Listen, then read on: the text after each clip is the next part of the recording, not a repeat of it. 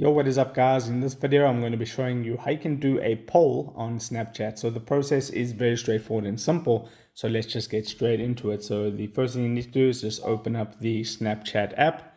Then you'll be on the Snapchat camera and everything like that. So you can either upload a snap from your camera roll just like that, or from your memories, or you could just take a quick snap. So I'll just take a snap real quick, just like that. And what we need to do now is we need to tap on this little stickers icon on the right hand panel. Then over here, it's kind of small, but if you can see that it says poll right over there, tap on poll, and then you would just have to ask a question. So I could write, just for an example, yes or no as my question, but whatever question you want to ask, you can ask it there. And then you would close out of that, and you can position this wherever you want it onto the snap.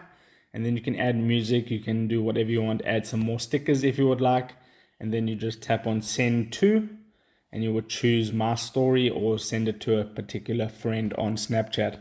So that's how you can do a poll on Snapchat. If this video helped you out, don't forget to drop a like onto it and subscribe for more, and I'll see you in the next video. Take care.